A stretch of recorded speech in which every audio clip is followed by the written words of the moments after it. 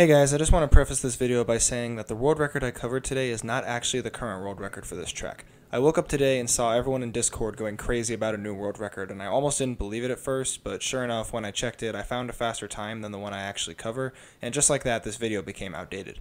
Now, I want to give a huge congratulations to the player Akashi on his new world record. Great job to you. I wish you could have waited a little bit longer, like till next Tuesday, but this was bound to happen, and I'm truly happy for you. With that being said, when the decision to scrap this whole episode and start over around yours came up, I didn't opt to go that route.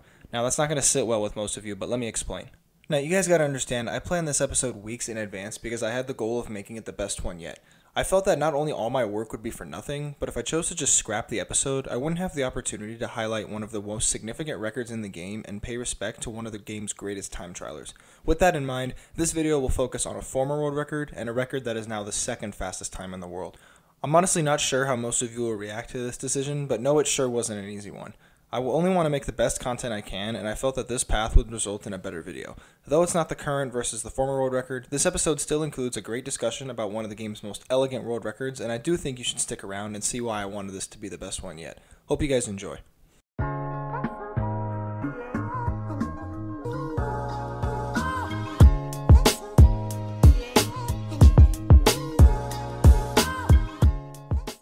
What's up gamers, Cryptigo here, and welcome back to Lowering the Mark, a show where I analyze the current and former world records of Mario Kart 8 Deluxe time trial runs to see how these records get faster over time. We'll look at elements such as the loadout, racing lines, and mushroom usage to better understand what's bringing these times down. If you haven't already, please consider subscribing to my channel and hit the notification bell to be the first to know when my videos go live. For today's episode, we're going to take a look at the first stop on the 48 track tour, Mario Kart Stadium at 150cc. On April 29, 2017, the world record for this course was set at 1 minute 41.287 seconds by the player Pyrax. 2 years later, on April 28, 2019, the world record was set at 1 minute 37.993 seconds by the player SuperFX. That's a 3.3 second improvement and a 3.3% faster time in just 2 years' time. Let's meet both of our racers.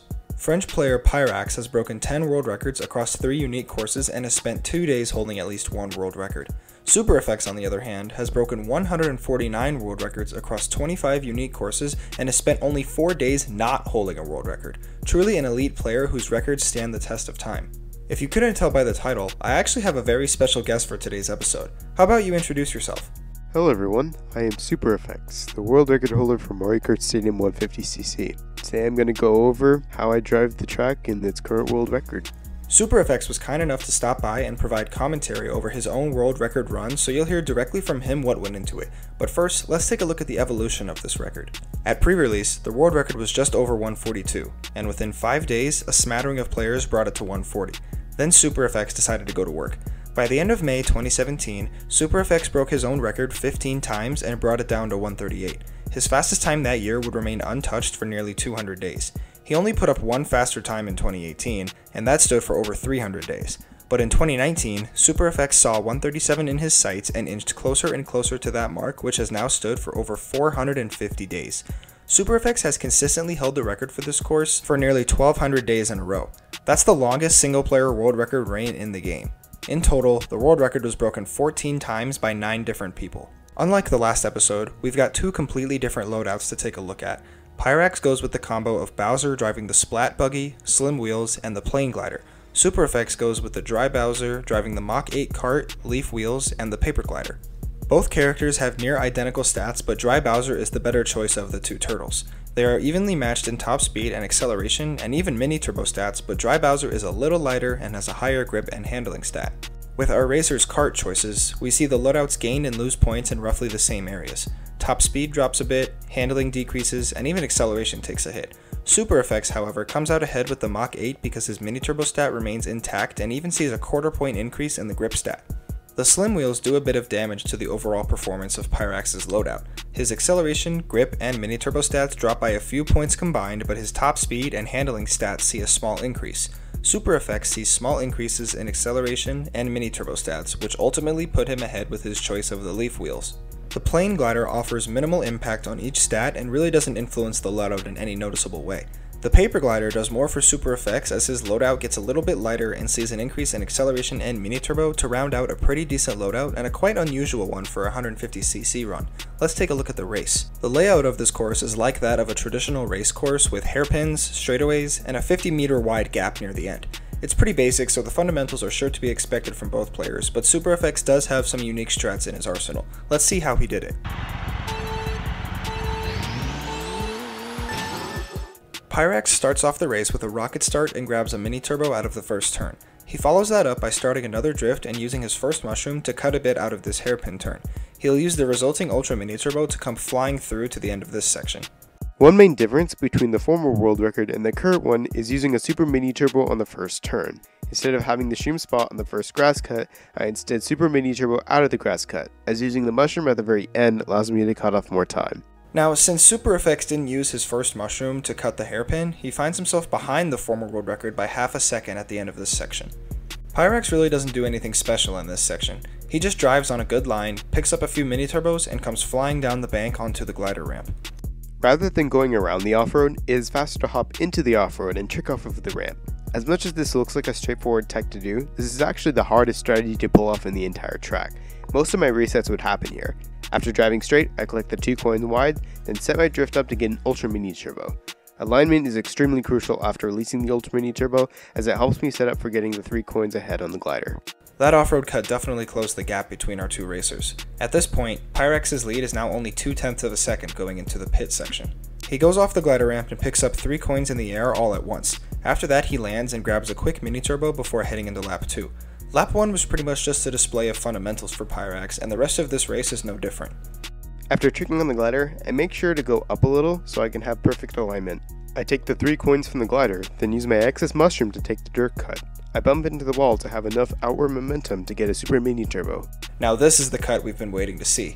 SuperFX uses his mushroom here because, like he said, he saves more time using it here versus the hairpin. It's a razor thin gap to fit such a wide body kart between, but SuperFX was able to pull it off and now leads Pyrax by 1 second going into lap 2. Now, I already told you not much was going to be different with Pyrax. He takes his first turn a little tighter this time and uses his mushroom in the same spot to take that grass cut and grab an ultra mini turbo going into the bank section. Now that the coin is gone, I can take a tighter turn on the first turn, releasing a super mini turbo when I exit. I then perform the no item shortcut similar to lap 1, but instead of aiming towards the right coin as I exit, I instead aim towards the center to collect the coin ahead. Nothing new there. SuperFX does such a great job timing that super mini turbo's release to carry it through the grass. He loses a bit of his lead here, but still remains ahead of Pyrax by nearly half of a second going into the bank section. Now, Pyrax does start off the bank section the same as lap 1, but he does have a little trick up his sleeve at turn 2. After taking a tight turn and staying on a tight line, he builds up a mini turbo that he uses to hop over a bit of the grass, saving a few tenths in the process. He finishes that section with a super mini turbo heading into the glider ramp. I take the ramp no item shortcut as usual, only now instead of staying straight like lap 1, I initiate a right drift to cut off the dirt ahead.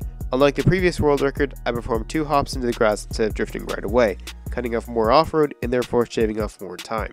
You can see that SuperFX clearly took a larger cut by charging up a mini turbo and hopping a few times. Such a cut is possible because of the inclination of the track and the speed the player carries while in anti-gravity mode.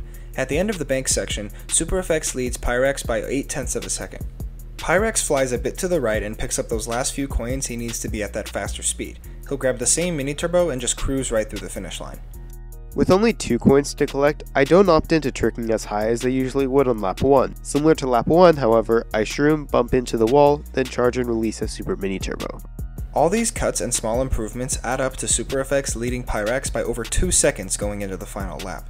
Now, SuperFX and I both agree that lap 3 is pretty much the same as lap 2, so instead, I'm going to talk more about SuperFX's world record reign on this course. This reign started only a few days after the game's release when the world record was 2.5 seconds slower than it is now. For the next 700-ish days, SuperFX would not only break the record, but achieve every major milestone in the process, ending with the most hyped 137 ever saw that helped carry this reign to nearly 1,200 days. Truly a phenomenal display of dominance. Now back at the finish line, we see that SuperFX wasted no time using the same time-saving strats he's been using all race. That smarter driving was key for SuperFX being able to put up a time that is 3.3 seconds faster than Pyrax's former world record. So by carrying speed more effectively and utilizing a better mushroom cut, SuperFX was able to put up a time that has seemed untouchable for so long. I've prepared a few questions for SuperFX about this record, so let's get into that.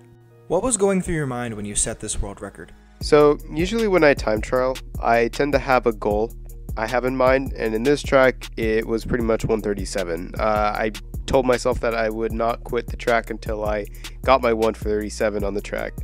And finally when it happened, it wasn't more like, oh my god, I did it. I was more like, okay, finally I don't have to play a track anymore. You almost single-handedly brought this record to 137. Was it challenging at all to try and break the record without any other competition?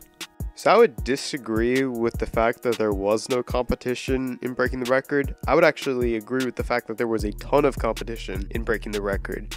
But it's not like competition that you would see in a world record progression, but actually in the worldwide top 10s. If you look on some of the Mario Kart 8 Deluxe world record videos, you could see two particular Japanese players slowly inching up towards my world record each time. One of which is named Toru, who also went by the name Inoa. You could see him just slowly inch closer and closer to my record, and each time he would do so, I would always try to improve it so that way he doesn't beat me to it. It wasn't a matter of fact of, okay, if he beats me, I'll just beat him back. It was more of like, okay, because I've established so much of a world record reign on the track, I basically did not want to lose that reign, so each time I would check the top 10 leaderboards, and whenever I see him come closer, I would just improve the record by like 0.2 or 0.3. Did you ever consider coming back and try to reach the best known split sometime? I have thought recently actually to come back to the track and to improve my world record. There are actually a couple new strats that have yet to be used, and that if I do use them, could shave quite a bit of time. So yeah, expect in the near distant future for some more world record improvements for Mario Kart Stadium. Anyway, guess that's all from me. So, thank you very much, Cryptico, for having me on this world record improvement episode. See ya. Thank you for coming on the show. You're always welcome to stop by and talk about any of your world records. Let's have a look at the best known splits. All three of them are owned by none other than SuperFX. The final times for laps 1 and 2 are unknown, but the best known lap 3 split was part of his world record run that you just watched. They're sometimes pretty close to the world record, which isn't a surprise since SuperFX has pretty much optimized this run to near perfection, but there is some improvement nonetheless. Let's take a look at the worldwide top 10. As you know, SuperFX holds the top spot with the only 137 in the world, with Toru right behind him posting the fastest Japanese time just a few tenths back, and Army rounds out our top 3 with a 138.2. K4I and Australian player Anthony go 4 and 5 with less than half of a tenth between them. 6th through 10th place are made up of various Japanese players including Iru, Axel, and Kirorin, all separated by just 1/10 of a second.